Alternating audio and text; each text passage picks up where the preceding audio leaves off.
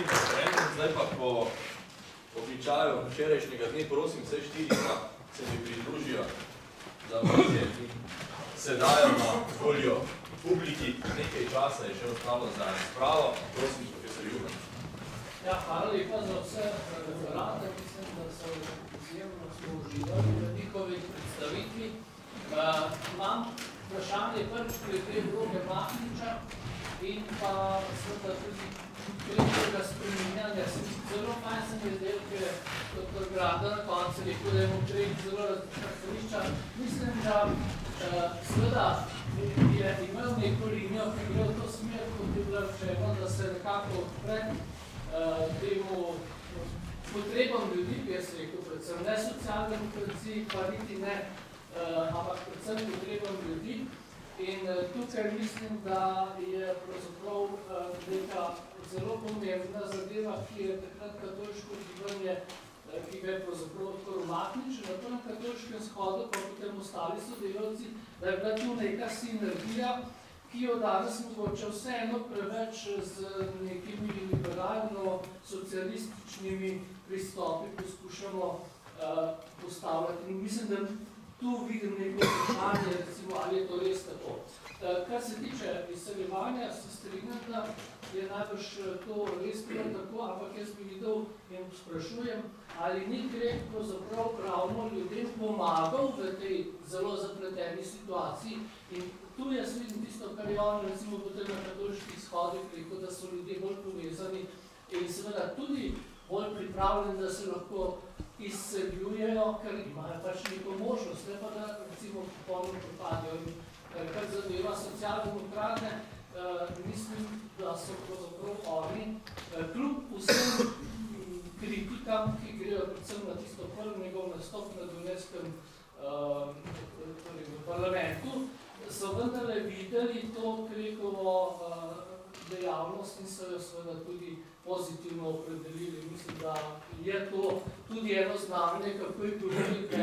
Seveda pa po mojem mnenju, glede na ogromno delo, ki ga v tem času opravil, lahko seveda najdemo kje kakšne ovire oziroma, prosite izrazu, katrce, ki kažejo na neko protislovnost v njegovo delovanju, pa vendar je, mislim, da je to celota. Hvala lepa. Kdo bo začel po želji? Lahko iz leve proti desni, ali se drugače. Prosim? Ja, torej meni je Krek velik ravno tudi zaradi te nedoslednosti, ker vsak človek tišče nima enega končnega in vse jasnega odgovora. On je izrazito čustven človek, se zelo hitro navduši, pač plava s tokom časa, zato se tudi, na primer, z Egonom popolnoma ne strinjam, ko je uporabljal izraze, da je on prevzemal socialdemokrata, on je sprejemal. Mislim, to je ena bistvena finesa v jeziku, če je, kot jo jaz razumem, ker če prevzemaš, nekje kradeš, če sprejemaš, pa to drugo priznaš, da je pameten.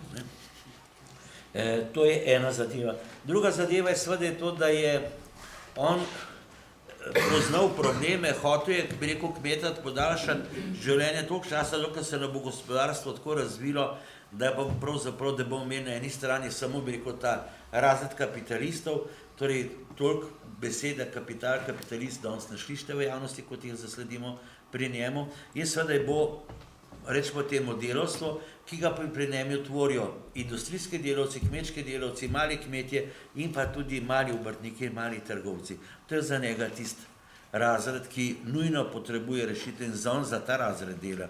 In tle on pa presegel pravzaprav stališča socialdemokracije, ki ni nikoli bila sposobna razumeti, sprejeti kmetove posesti, ali pa če vzamete njegova mama, kot je Žare omenil, ne, to je mimogrede, mama je bila kramarca, ona je bila, bi rekel, vaški kapitalist po Kardinu, ne, in tako naprej.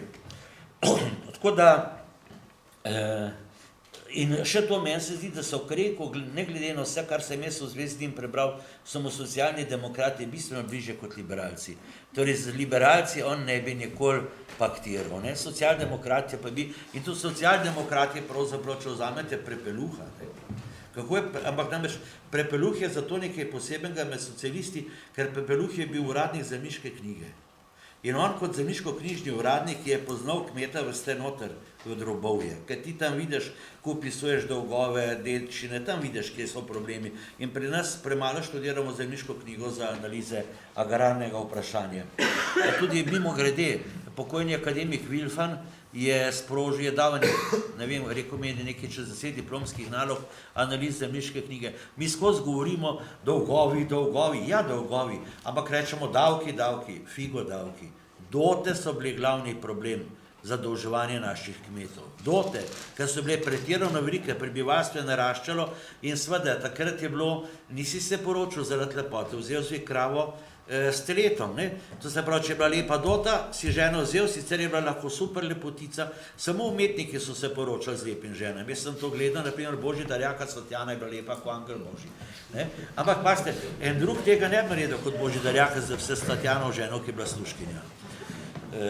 Sam tako, torej pri Kreku ravno to njegova odprtost, to mene navdušuje. Naprimer Tuma, ki vemo, kakšen je bil do duhovščine, ne, bistveno drugačen, potem Prepeluh in še nekateri drugi, oni so pravzaprav na eni strani so bili navdušeni nad Krekom, po drugi strani pa je on tudi določene stvari v njih prevzemal. Toliko bi je zaenkrat. Igor, kdo bo? Ja, jaz nisem dobro razumel tega vprašanja o Mahniču, ali sem preslišal in...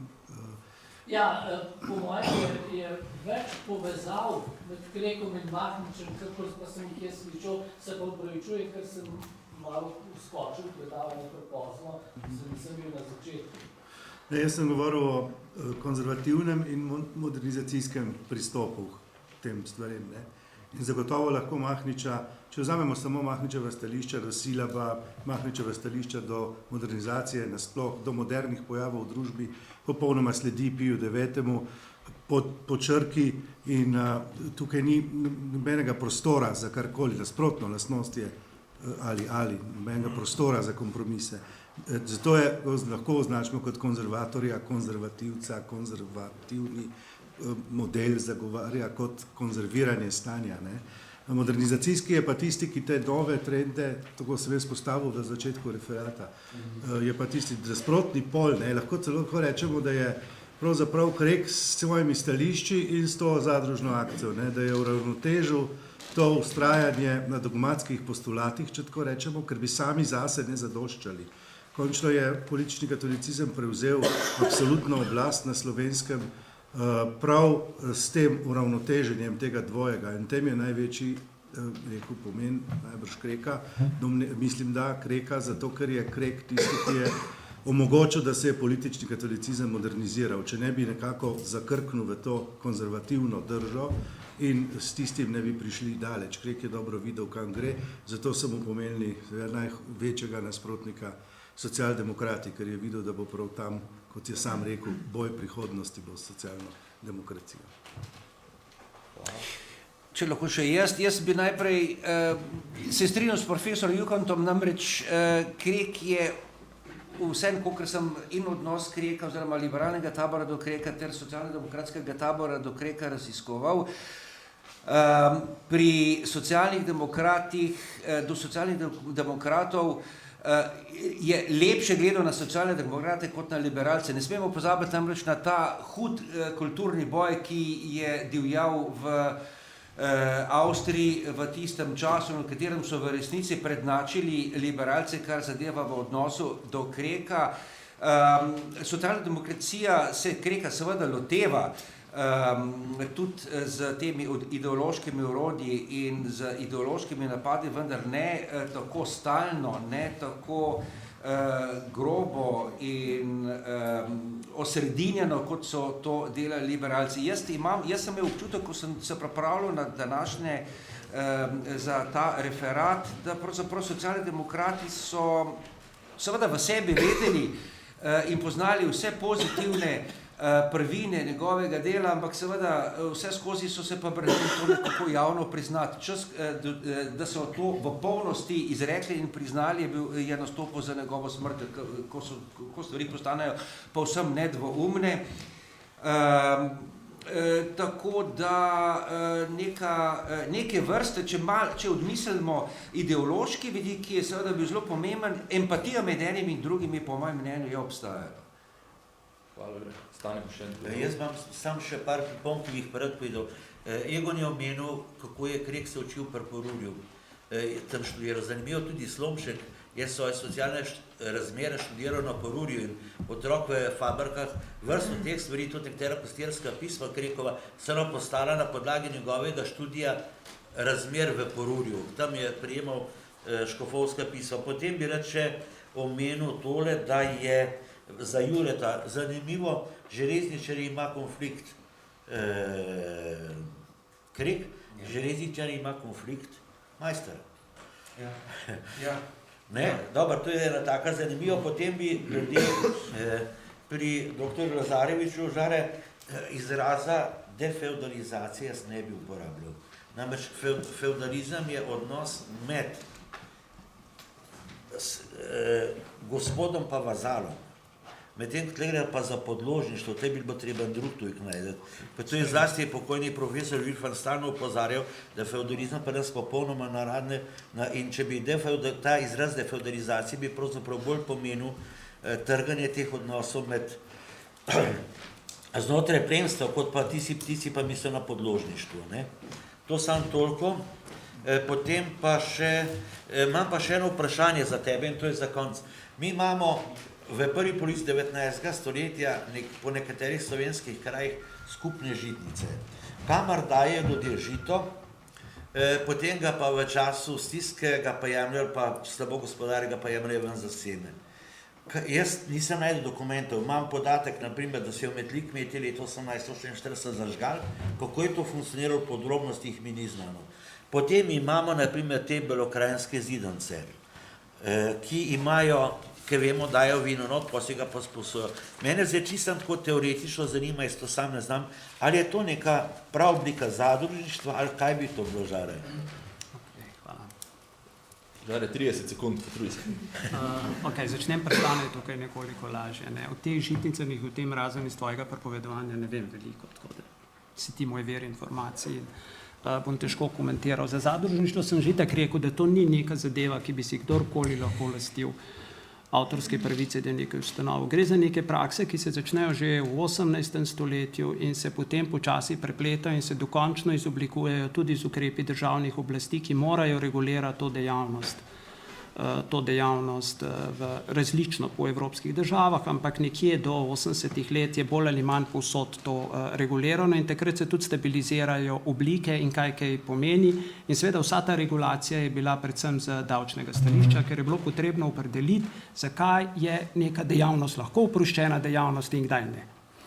Toliko glede tega. Glede izseljevanja. To je izjemno kompleksen problem in eno pravilo je, ker mislim, se ga moramo vsi zavedati, da ne izseljujejo se revni. Po večini se izseljujejo ljudje, ki imajo nekaj pod palcem. In drugo je, da za izseljevanje mora obstajati možnost. Vam nič ne pomaga, če imate vi neko strahotno revno okolje. Če ni možnosti izseljevanja, ga ne bo.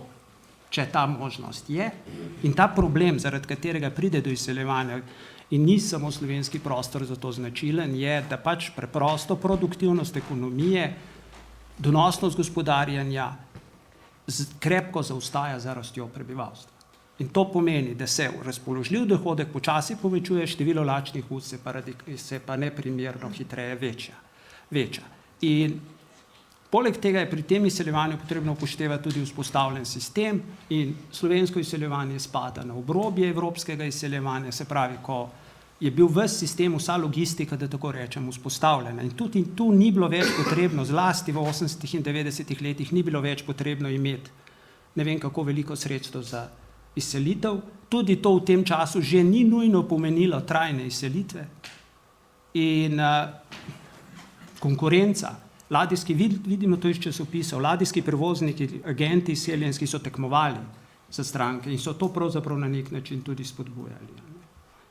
Ob benevolentni državni politiki, ki je bila seveda temu naklonjena. Ampak samo izseljevanje je seveda kompleksen pojav. Je na eni strani možno ga gledati za stališča nacionalnosti, nacionalizma, da pač vsaka izgubljena duša je smrtni udar za nacijo, je pa to seveda tudi racionalna ekonomska strategija posameznikov in družin. In večina teh Odločitev je sprejemana na ravni družin, ne iz nekih velikih makroekonomskih neravnotežij ali česa podobnega. Posamezniki so iskali svoje življenjske priložnosti in poleg tega se to dogaja v času, ko ta prostor zajame silna modernizacija, tudi socialna modernizacija, koncepti lepšega življenja se uveljavljajo, koncepti novega načina oblačenja, koncepti drugačnega preživljanja prostega časa in podobno. In to v neki tradicionalni kmečki družbi. Ljudje so pa vendarle brali, ljudje so vendarle potovali okrog in so videli, da obstaja tudi drugačen in bogatejši svet. In to je seveda spet eden od elementov izseljevanju, da ni nujno samo ekonomska stiska tista, ki vas žene v izselitev. Lahko je radovednost, lahko je želja po drugačnem življenju, lahko je želja po izpolnjevanju nekih želja. In samo izseljevanje je seveda imelo več učinkov. V okoljih, kjer je bila agrarna prenaseljenost, 10 sekund, v okoljih, kjer je bila agrarna prenaseljenost velika, kot so bili štajerski okraji, je izseljevanje zmanjšalo pritisk na razpoložljiv dohodek in je omogočalo izboljšanje življenjske ravni preostalega dela prebivalstva. V okoljih, kjer je bila poseljenost prebivalstva nizka, je lahko prišlo tudi do opustitve določenih področij. In tukaj je članek Marjana Drnovška o izseljevanju s Kočevske zelo, zelo poučen, ker se pokaže, da so po polovico vasi ali tretjina vasi ostale zapuščene. In bi pričakovali, da bo preostanek kmetov z veseljem to zemljo sprejel v obdelovanje, pa je ni. Dolžni smo zdaj še eno. Hvala lepa.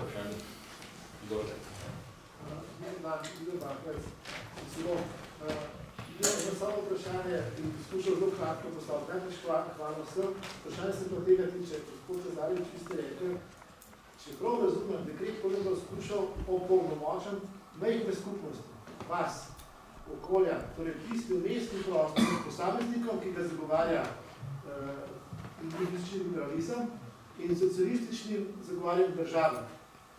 Torej v tem smislu in podobnem smislu je seveda družbeni narod cerkve, ki je zelo pomemben gre za Kreka, je Krek v bistvu tisti, ki ga najdemo kasneje, da je v sodobnem komunitarizmu demokratičnem, torej v tem, da je civilna družba, skupnostno delo tisti prostor, ki ga je treba razvijati, če se hočemo izmakniti. Po eni strani individualizmu, po liberalni ekonomiji, po drugi strani pa socializmu in državnem upravljanju ustvarnosti.